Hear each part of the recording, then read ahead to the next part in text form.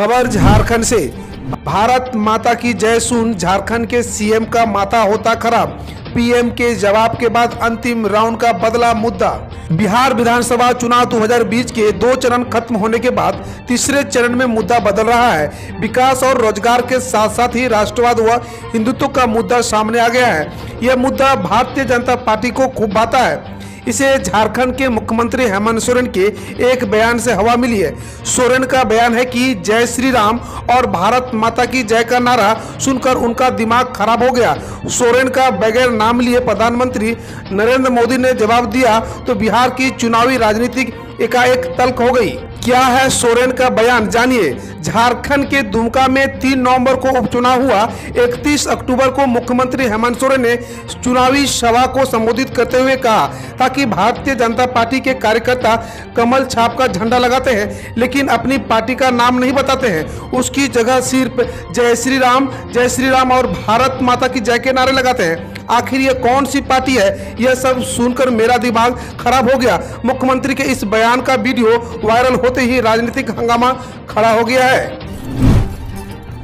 झारखंड के बाहर तैनात जवानों को राहत देने की तैयारी।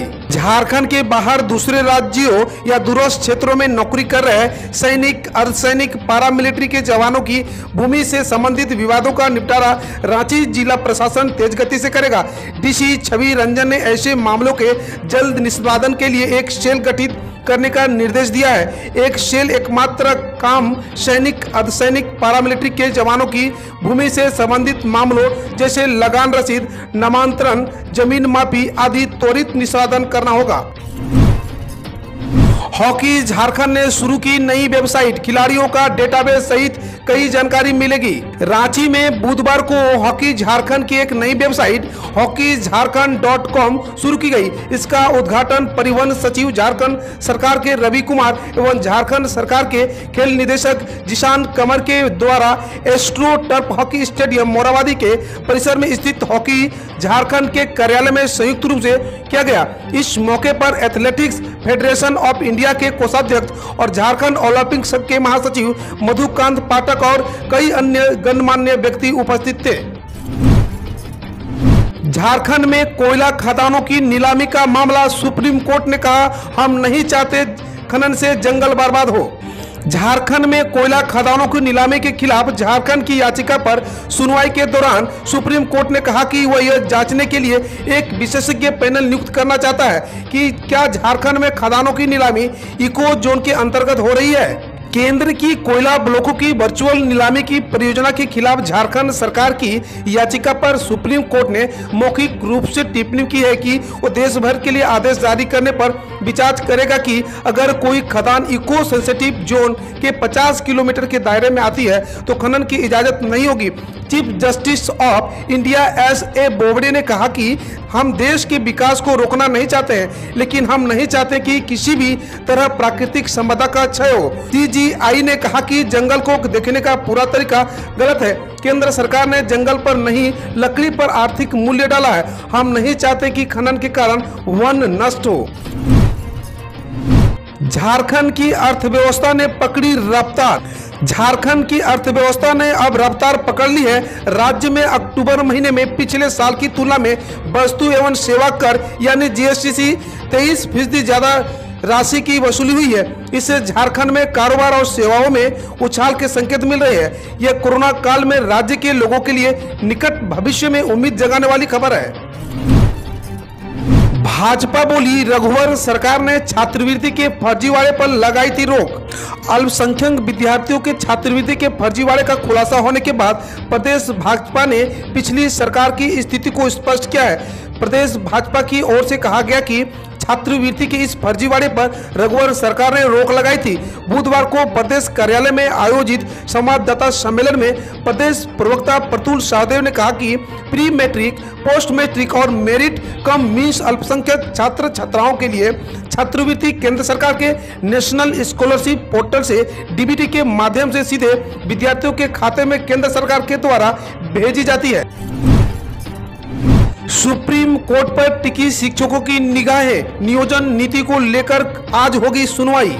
झारखंड सरकार की नियोजन नीति को रद्द करने के झारखंड हाईकोर्ट के फैसले पर पिछले दिनों सुप्रीम कोर्ट ने स्टे लगा दिया था। सुप्रीम कोर्ट इस मामले में अब आज को सुनवाई करने वाला है। ऐसे में झारखंड के उन शिक्षकों की नजरें सुप्रीम कोर्ट पर टकटकी लगाई हुई है जिनकी नियुक्ति झारखंड सरकार की उसी नियोजन नीति के आधार पर हुई थी जिसका अस्तित्व अब सुप्रीम कोर्ट के फैसले पर निर्भर है।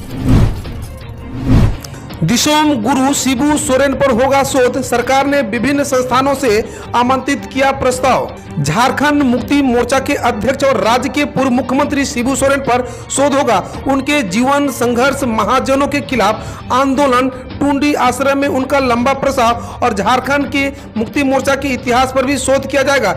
राज्य सरकार की आस्था डॉक्टर रामदयाल मुंडा आदिवासी शोध संस्थान ने विभिन्न विश्वविद्यालय और महाविद्यालयों से रिसर्च के लिए प्रस्ताव आमंत्रित किया है। आय से अधिक संपत्ति मामले में पूर्व मंत्री हरिनारायण राय की सजा बरकरार, अपील खारिज। झारखंड के पूर्व मंत्री हरिनारायण राय को झारखंड हाईकोर्ट से बड़ा झटका लगा है। हाईकोर्ट के जस्टिस ए.के. चौधरी की अदालत ने पूर्व मंत्री हरिनारायण राय की अपील को खारिज करते हुए निचली अदालत की सजा को बरकरार रखा है। बता दें कि हरिनारायण राय के अलावा उनकी पत्नी सुशीला देवी और भाई संजय कुमार राय की ओर से भी हाईकोर्ट में अपील दाखिल की गई है। ट्रैक्टर, ट्रॉली और टैंकर के लिए अब देना होगा टैक्स, सरकार ने लागू की नई व्यवस्था। ट्रैक्टर, ट्रॉली, टेलर और टैंकर के लिए झारखंड सरकार ने नया फार्मूला लगा दिया है। अब ट्रॉली, टैंकर और टेलर में ब्रेक सिस्टम लगेगा, लाइट की भी व्यवस्था होगी, साथ ही अन्य गाड़ियों की तरह उनका अपना रजिस्ट्रेशन नंबर भी होगा। इसमें एक तरफ दुर्घटनाओं में कमी आएगी, साथ ही सरकार को राजस्व भी फायदा होगा। शुरू में इसकी लेकर काफी दुविधा थी। पहले कई ट्रैक्टर की खरीदारी खेती के लिए लोग करते थे। अब खबर देश दुनिया से। लंबी लड़ाई की ओर बढ़ा यूएस चुनाव, टकराव जारी रहा तो नतीजे में लग सकता है लंबा वक्त। अमेरिका का राष्ट्रपति कौन होगा, इस सवाल के जवाब का इंतजार हर कोई कर रहा है। न सिर्फ अमेरिका बल्कि दुनिया की नजरें भी इस ओर है। लेकिन अभी तक जो संकेत मिल रहे हैं उसके साफ हो गया कि अमेरिका में चुनावी नतीजे इतने आसानी से घोषित होने नहीं जा रहे हैं जिसकी उम्मीद पहले से की जा चुकी थी। शुरुआती रुझानों में जो बाइडेन आगे चल रहे थे, लेकिन डोनाल्ड ट्रंप ने कहा कि वो चुनाव जीत चुके हैं। भारतीय सेना की ताकत और बढ़ी, डीआरडीओ ने ओडिशा में किया अपग्रेड, पिनाका रॉकेट का सफल परीक्षण। भारत चीन के बीच वास्तविक नियंत्रण रेखा पर जारी तनाव के बीच भारतीय defence research and development organisation को एक और बड़ी सफलता मिली है। डीआरडीओ ने बुधवार को ओडिशा के चांदीपुर में स्वदेशी तकनीक से निर्मित Pinaka MK-1 rocket guided rocket launch system के अपग्रेड संस्करण का सफल परीक्षण किया है। इस दौरान परीक्षण के लिए तय किए गए सभी मानक सफलतापूर्वक हासिल किए गए। इस टेस्ट में 6 रॉकेट को एक ही सीरीज में लॉन्च किया गया है। सभी रॉकेट लक्ष्य तक पहुंचने में सफल रहे। IDMA ने की अर्नब गोस्वामी की गिरफ्तारी की निंदा, कहा पत्रकार की आवाज दबाने के लिए महाराष्ट्र सरकार कर रही है स्टेट मशीनरी का दुरुपयोग। इंडियन डिजिटल मीडिया एसोसिएशन ने रिपब्लिक टीवी के editor in chief Arnab Goswami की गिरफ्तारी की निंदा की है। IDMA ने एक बयान जारी कर मुंबई पुलिस की कार्रवाई को मनहानि करार दिया। साथ ही कहा कि जिस तरीके से अर्नब को गिरफ्तार किया गया वो काफी हैरान करने वाला है। एक पत्रकार की आवाज दबाने के लिए महाराष्ट्र सरकार स्टेट मशीनरी का दुरुपयोग कर रही है। अर्नब की गिरफ्तारी पर कंगना ने साधा सोनिया सेना पर निशाना, कहा कितनी आवाजें दबाओगे उद्धव ठाकरे। रिपब्लिक मीडिया के editor in chief Arnab Goswami को गिरफ्तार करने के मामले पर अभिनेत्री कंगना रनौत ने कड़ी प्रतिक्रिया दी है। महाराष्ट्र की उद्धव ठाकरे सरकार पर निशाना साधते हुए अभिनेत्री ने पूछा कि उद्धव ठाकरे कितनी आवाजों को बंद करने की कोशिश करेंगे। ट्विटर पर एक वीडियो पोस्ट करते हुए कंगना ने कहा कि मैं महाराष्ट्र सरकार से पूछना चाहता हूं कि आज आप अर्नब गोस्वामी के घर गए, उसके साथ मारपीट की और उनके बाल खींचे, और आप कितने घरों को तोड़ेंगे और कितने गले काटेंगे, आप कितने बाल खींचेंगे, कितनी आवाजें बंद करेंगे। अब सोनिया सेना कितनी आवाजें बंद करोगे, आप ये आवाजें बढ़ेगी ही। ऐसे कई लोग हैं जिन्हें फ्री स्पीच के लिए लटकाया गया है। गुस्सा क्यों आता है? पप्पू सेना और सोनिया सेना कहे तो गुस्सा आता है क्या? खत्म हुआ चीन पाक का खेल, अंतरिक्ष से नजर रखेगा भारत, ISRO लॉन्च करेगा ये सैटेलाइट। भारत के दुश्मन कम नहीं है। जहां एक और पूर्वी लद्दाख में वास्तविक नियंत्रण रेखा पर चीन के साथ विवाद जारी है, वहीं दूसरी ओर पाकिस्तान भी आए दिन सीज फायर का उल्लंघन करता रहता है। लेकिन अब भारत अपने दुश्मनों की हर एक चाल पर नजर रख सकता है। दरअसल भारतीय अंतरिक्ष अनुसंधान संगठन इस साल अपना पहला सैटेलाइट लॉन्च करने जा रहा है। पाकिस्तानी लड़की होना अभिशाप, ऐसा क्यों कर रहा है ये देश? वजह दिमाग हिला देगी। देश और दुनिया ने चाहे लाख तरक्की कर लिया हो, लड़के और लड़कियों की समानता की बातें भी हो रही हो, लेकिन अभी कई जगहों पर लड़कियों के साथ भेदभाव रखा जाता है। हमारे पड़ोसी देश पाकिस्तान के दक्षिणी प्रांत सिंध से कुछ इसी तरह की खबरें आ रही है। बताया जा रहा है कि देहाती इलाकों में कई लोग लड़की पैदा होने के बाद उसे अस्पताल में ही लावारिस छोड़ देते हैं। बिहार चुनाव में योगी की कल हुई अंधाधुंध रैलियां, पीएम मोदी के बाद सबसे ज्यादा डिमांड। बिहार चुनाव के लिए मुख्यमंत्री योगी आदित्यनाथ की कल सबसे ज्यादा जनसभाएं हुई। भाजपा की स्टार प्रचारकों में प्रधानमंत्री नरेंद्र मोदी के बाद सबसे अधिक डिमांड योगी आदित्यनाथ की हुई। योगी आज बिहार में तीसरे चरण के लिए अलग अलग जगहों पर 5 रैलियां करेंगे। अब तक मुख्यमंत्री योगी औसतन 3 रैलियों को ही संबोधित करते रहे हैं। चीन ने दी ऐसी धमकी की हिल उठा अमेरिका, अब क्या करेगा ये ताकतवर देश? अमेरिका में राष्ट्रपति पद के लिए चुनाव चल रहे हैं, जिसमें डोनाल्ड ट्रंप और जो बाइडेन आमने सामने खड़े हैं। इसी बीच चीन ने अमेरिका को चेतावनी दी है। अमेरिका ताइवान के साथ $60 करोड़ यानी करीब 4400 करोड़ रुपए की सैन्य हथियार बेचने की डील कैंसिल नहीं करेगा तो वो अमेरिका के खिलाफ कड़े कदम उठा सकता है। अब खबर खेल जगत से। कल से शुरू हुआ शारजाह में महिला T20 चैलेंज, सुपरनोवाज की निगाहें किताबी हैट्रिक पर। भारतीय महिला क्रिकेट की बेहतरीन खिलाड़ियों के अलावा इंग्लैंड, दक्षिण अफ्रीका और वेस्ट इंडीज की खिलाड़ी एक दूसरे के खिलाफ अपना दमखम दिखाने के लिए तैयार है। बुधवार से शारजाह में तीसरे महिला T20 चैलेंज का आगाज हो रहा है। सभी मैच शारजाह में खेले जाएंगे। पहला मैच शाम 7:30 से खेला जाएगा।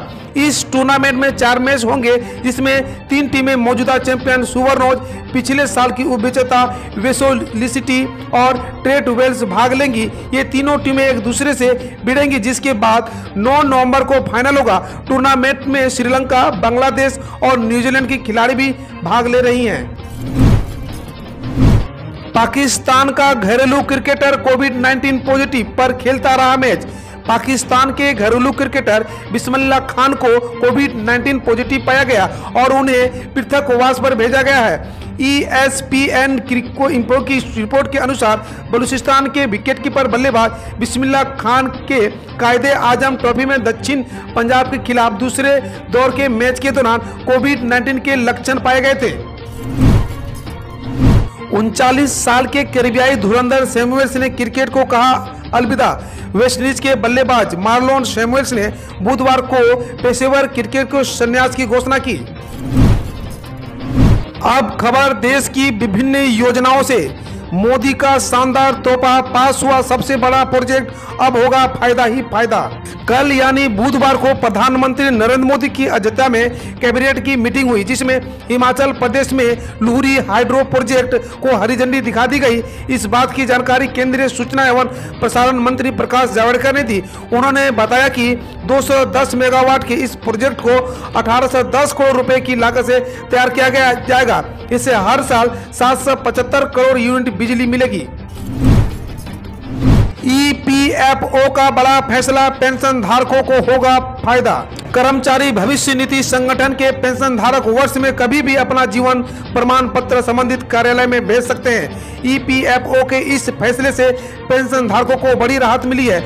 मध्य दिल्ली EPFO कार्यालय के क्षेत्रीय भविष्य निधि आयुक्त आलोक यादव ने बुधवार को बताया कि नवंबर और दिसंबर में पेंशन धारकों के जीवन प्रमाण पत्र जमा करने की भीड़ को रोकने के लिए यह प्रावधान किया गया है।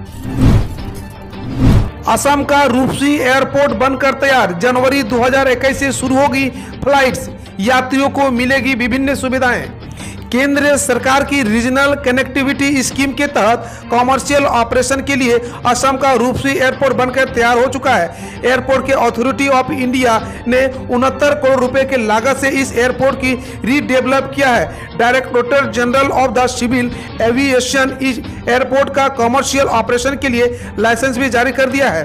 इस एयरपोर्ट के बन जाने से असम में गुवाहाटी और पश्चिम बंगाल का कोलकाता शहर सीधे जुड़ जाएंगे। किसानों के लिए बड़ी खबर, धान को लेकर सरकार ला रही है नई योजना। 15 राज्यों में शुरू हुआ पायलट प्रोजेक्ट। देश में पोषण सुरक्षा को व्यवहारिक रूप देने के प्रक्रिया के तहत खाद्य एवं सार्वजनिक वितरण विभाग ने चावल को पोषण युक्त बनाने और सार्वजनिक वितरण प्रणाली के जरिए इसके वितरण के वास्ते एक केंद्र प्रायोजित पायलट परियोजना लागू की है। यह पायलट योजना 2019-20 से शुरू हो रहे 30 सालों के लिए मंजूर की गई है और इसके लिए 174.6 करोड़ रुपए के कुल बजट आवंटित किया गया है। इस पायलट योजना को लागू करने के लिए 15 राज्य सरकार ने अपने अपने जिलों के पहचान की है। आंध्र प्रदेश, गुजरात, महाराष्ट्र, तमिलनाडु और छत्तीसगढ़, इन 5 राज्यों ने पहले ही अपने अपने जिलों में इस पोषण युक्त चावल का वितरण शुरू कर दिया है। हम रोज ऐसे ही न्यूज लाते रहेंगे, तो यदि आपने अभी तक क्लीन न्यूज को सब्सक्राइब नहीं किया है तो पहले फटाफट सब्सक्राइब कर लें, साथ ही बेल आइकन को दबा दें ताकि कोई अपडेट मिस ना हो।